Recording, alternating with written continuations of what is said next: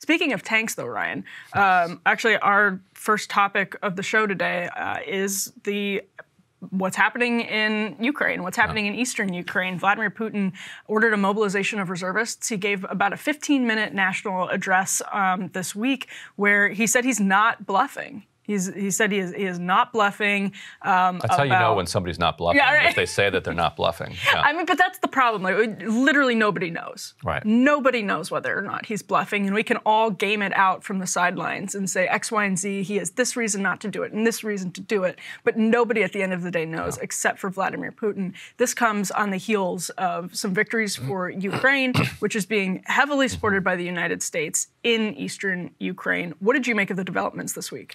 Putin has been resisting this mobilization, this huge draft, the entire time because it takes the war from the kind of spectacle that it is for the Russian people into something real. Mm-hmm. It would be as if you had the support that you had for the Iraq War in 2003 to 2004, and then all of a sudden you say, you know what, actually not going so well. We're going to start drafting everybody under 55 to go over to Iraq. How do you feel like at that point support for the Iraq War would go? And that has been the big fear why he didn't want to go. Egor Kotkin, who you remember from we used to have on at Rising, right. He lives in Moscow. Fun commentator. I would suggest people follow him on Twitter. He tweets in both Russian and English, and so you can kind of keep up with where the politics are. And what he's really been flagging is that, and he flagged this immediately. If you compare the speech that Putin and Shoigu gave about this mobilization to the actual mobilization itself, the speech was just shot through with lies. Like the speech said, we're going to call up 300,000 people. We're only going to call up people who have military training and who have recent combat experience. So don't worry, we're not calling up,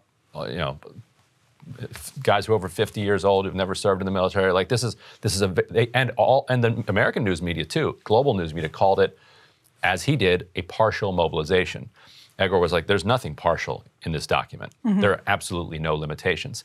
And now the reporting that's coming out of Russia is that it appears like there is nothing partial about it, that they're sweeping up extraordinary numbers of people. There was one estimate that appeared in a European paper citing Kremlin sources saying that they're actually looking for 1 million draftees. Well, and this caused, I think, a lot of what we saw. Mm-hmm. I'm assuming this week. I think we have some elements. Yeah, the New York Times. That, others gleefully reporting this. Right. So some men flee Russia, fearing they could be called up to fight. That's from the New York Times. There's also an article in The Guardian that had some interesting details as well. We can get that up. It's a 100% mobilization. That's the quote from the headline of the Guardian article. Mm-hmm. Day one of Russia's drive to build up its army. What stood out to you, Ryan, from these reports of right. how Russian people are reacting? Right. I mean, you saw flights to Istanbul immediately sell out.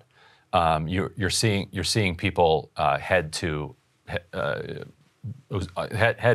overseas before kind of travel is cut down, or before travel is stopped for military-aged men. You saw a lot of reports of men as old as like 52, 53 years old getting these draft papers.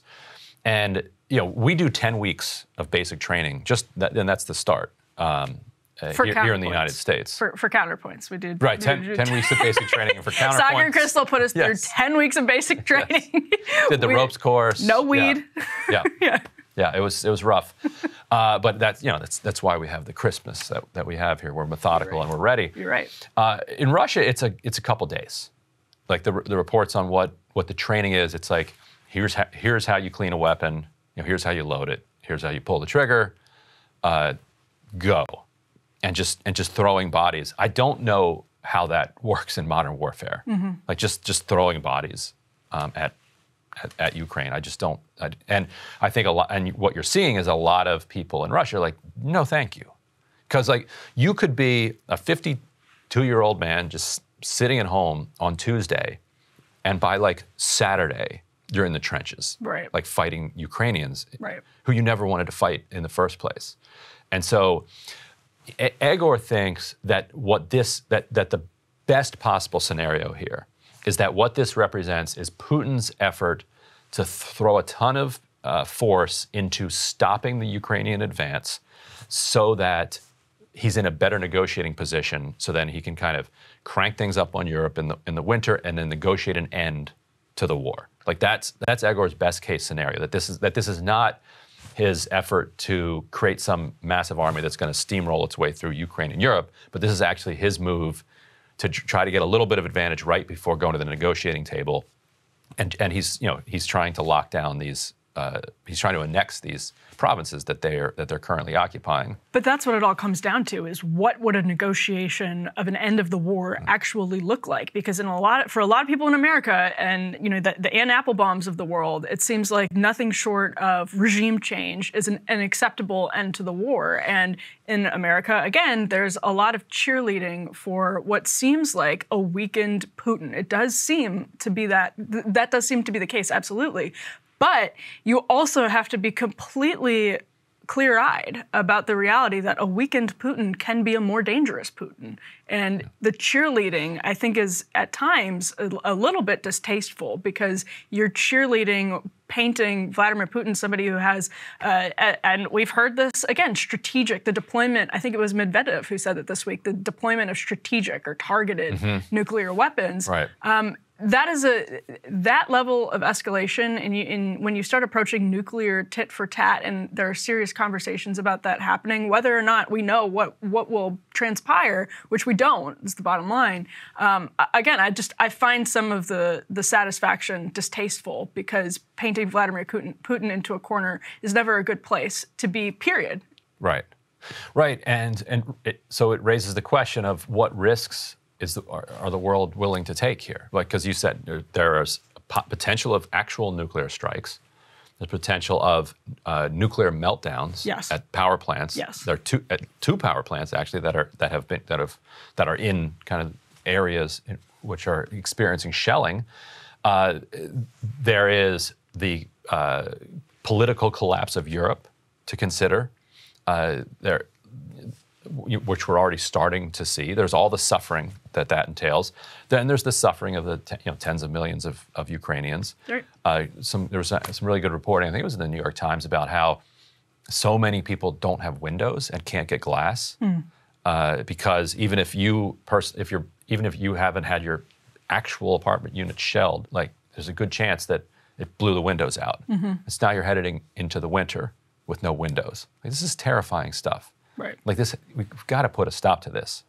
And so, if it winds up with Russia having legal control of some areas that it already had de facto control of, okay. And I also think that Putin, because people will say, okay, well, you have to pay a price for this type of aggression. Wouldn't think who was it, Modi? I wouldn't think I'd be agreeing with Modi, but Modi says publicly to Putin, this is not an era of war.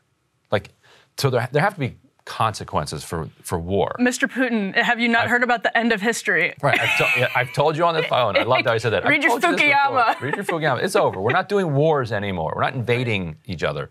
Azerbaijan, by the way. That's right. And so there have to be some consequences, but I feel like he has felt those consequences. Like, I think other countries who are looking at this and thinking like, maybe I should invade another country, would say, maybe this is not such a good idea. Now, the Azerbaijan example doesn't really make my case here.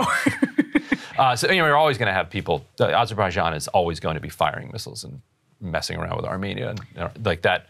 That situation is its own thing. What if they each had a McDonald's? If they both had a McDonald's, then it wouldn't happen. Yeah. I think if Putin is seriously making one last push before getting to the table, I think we've got to get to the table. Right. Like, end this war.